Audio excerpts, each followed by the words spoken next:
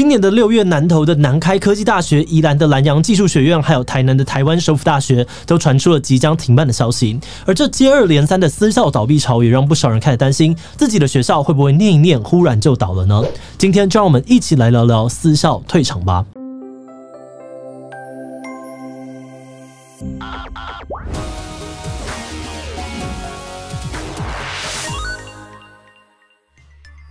嗨吼，大家好，我是志祺。少子化在台湾不是新闻哦，但是对这件事情最有感的大概就是学校了。这几年无论是小学还是中学，班级的人数都越来越少，甚至有好几所私立的高中因为招不到学生而停办。而同样的事情也在大学上演哦。最近有越来越多的私立大学因为招生率过低，或者是财务问题，被教育部列入预警名单，或是更严重一点的专案辅导学校，假设2年之内情况没有改善，就会被勒令停办。而教育部也透露，目前全台湾已经有40多所的私立学校被列入专案辅导学校，其中又有超过70%是技职学校，也因此引起了许多人担心哦。如果学校倒闭了，里面的师生权益有办法受到保障吗？今天这一集我们会来聊聊为什么这些学校会面临这样的危机，还有如果学校真的退场了，那么学生跟老师们又该何去何从？那在开始之前呢，请按照惯例进一段工商服务时间。有观众朋友是在帮公司品牌或者是各种机关单位做社群行销的吗？在行销的时候呢，如果要传递一些比较抽象、复杂或是沟通比较专业的讯息，用实拍影片的方式，容易有各种限制。那么推荐你呢，这个时候或许可以考虑用动画来解决哦，因为透过解释型动画的视觉转化呢，可以让受众轻松的了解产品的功能或者是服务的价值。而形象动画呢，则是能够用充满想象力、生动有温度的方式传递企业的核心价值，奠定品牌的长期影响力。那不管是什么类型的专案，我们的简讯设计团队呢，都能够提供完整的客制流程，从前期的企划到视觉策略、实际执行，我们都会帮忙一条龙的规划，量身打造最适合你的动画素材。而此外，如果你还有其他不论是像是 logo 动画、频道片头，或者是任何动态制作的相关需求，也都欢迎来信洽询哦。要探讨为什么许多私校会遇到问题哦，我们首先就得要回来看看私立学校究竟是谁在经营的。过去在戒严时期，政府把绝大部分的资源都投注在中小学教育，而高中、高职以上则主要是仰赖私人兴学。1968年，政府推行了9年义务教育之后，出现了大量的国中毕业生，再加上政府为了国家的经济发展，鼓励技职人才的一个培养，也使得呢台湾的专科学校数量开始增加。而1985年，政府全面开放民间办学之后，也有许多的地方势力、宗教团体、企业集团纷纷投入办学的行列，形成了技职为主、高中为辅的教育体系。不过，在普遍的社会观念当中，读大学比读专科更有前途，也是更荣耀的一件事情。但由于大学的这个名额很少，每年的联考竞争都非常的激烈，因此在解严之后，开始有教改团体提出要广设大学的主张。1990年代掀起的教改运动风潮当中呢，有一项诉求就是要广设高中跟大学。当年许多的专科学校也跟着呼吁哦，希望可以开放他们升格成大学，满足大众对于就学市场的需要。于是教育部在1996年开始通过这些专科学校的升格申请，先从专科变成了4年制的技术学院，之后又在核转技术学院升格为科技大学，使得大学的数量迅速的增加。根据教育部的资料，1996年时呢，台湾只有21所的大学、16所学院，而10年之内呢，就大幅的增加到了97所大学、50所学院。而在这10年之间呢，大学生的总人数从33万人增加到了96万人。也就是说，台湾大部分的大专院校呢，是从私立专科学校升格而成的学院或者是科大。不过，虽然大学变得更普及了，台湾大学生的这个人数也增加不少，但同时也出现了很多的问题。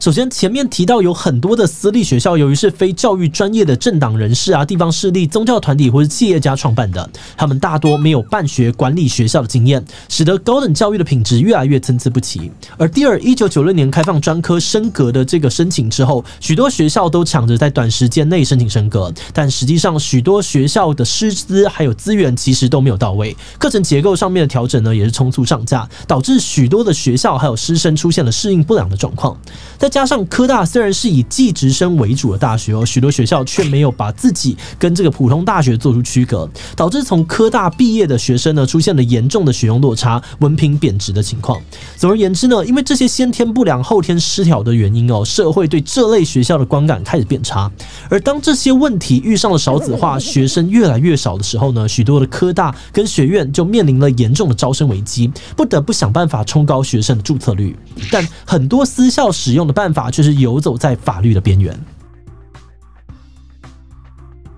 为了挽救低迷的注册率哦，很多学校呢开始把招生这件事情列为老师的评鉴项目之一，要求老师利用人脉先到国高中去拉学生，招生到一定人数的老师呢会给予奖金之类的奖励，也有老师呢因为没有达标被校方施压或是无法拿到聘书，让老师压力很大。而有的学校则开始跟外部单位合作开课，把对方的人纳入自己的学生名额。彰化的这个明道大学中文系就曾经传出和某宗教机构合开硕士学分班呢，标榜最快1年就可以毕业。如果选修像风水啊、易经相关的课程呢，还可以抵免超过1半的学分，学分都修完呢，就可以获得中文系的硕士学位。但是这个宗教机构并不是教育部立案许可的研修机构，照规定呢是不能够开设学分班课程的，其实已经游走在法律边缘。而此外，有些学校想到呢，可以用产学合作班的名义招收这个境外的学生来弥补缺学生的问题，但却有几所学校传出，他们其实跟人力仲介合作，让招来的境外学生以实习的名义到工厂去当非法劳工。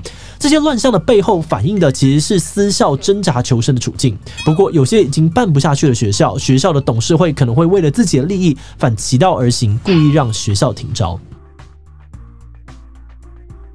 2016年，苗栗的亚太创意技术学院让宜盛物业集团入主的董事会，想要透过大企业的资金帮助学校转型，度过经营危机。可是宜盛掌握亚太的经营权之后，先是大量的关闭了许多的科系，让大量的学生被迫离校，还因为找不到能衔接专业的校系，最后只能够辍学。光是105学年度离开亚太的学生就有496人，1年半之内也有60位老师因此失业。亚太的师生们也发现宜盛不但没有实现帮亚太转型的承诺，还把学校的场馆当作是员工的训练中心，把警卫换成宜盛自家经营的千祥保全等等，等于呢是把属于公有财的校产拿来图利自己的生意。而2018年，当亚太宣布要停招的时候呢，亚太的师生还有台湾高等教育产业工会就出面指控，校方把学生转走，让学校走到倒闭这一步，就是因为董事会想要在学校倒闭之后把校产占为己有。而后来这件事情也因为争议太大了，让教育部直接介入，暂时阻止校产落入私人集团手中。而同时，外界也注意到，如果没有妥善规范私校退场方式，不但会让师生受害，还有可能侵害到大众的权益。为了避免类似的情况再发生，立法院在今年的4月3读通过了私立高级中等以上学校退场条例。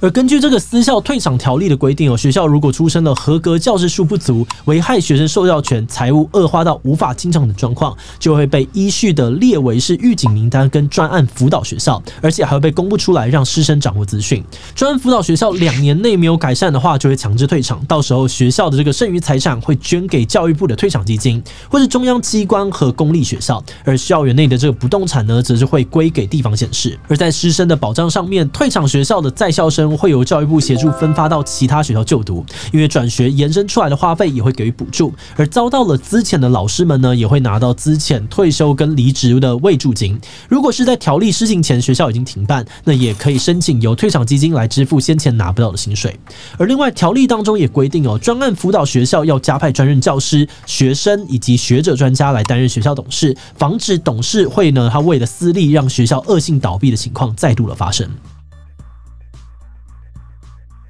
研究完台湾私校的成立背景之后呢，会发现这几年越来越多的私校退场，根本的问题是因为时空背景的转移，导致学校供给大于需求，所以有部分学校会倒闭，也是很难避免的趋势。不过学校经营不善的问题也不能够完全的都推给少子化，经营者办学不力、资源和课程不到位，甚至是只在意这个投资赚钱，都是导致教学品质恶化的重要原因。那虽然现在新的法规即将上路这些学校的师生权益应该可以获得比较好的保障，但是少子化化的现象依然存在，缺学生的趋势大概在短时间内还是会持续的下去。近几年就连许多国立大学的科系也开始出现招生缺额的状况，更不用说私立学校面对的挑战一定是更加的严峻。除了让办不好、经营不下去的学校退场之外，如何帮助办学品质还可以，但学生数量持续下降的学校还能够继续的经营下去，可能就会是下一个需要努力的方向了。所以今天最后我们想问大家是，你觉得私校除了退场的以外，还可以从哪些方面改进呢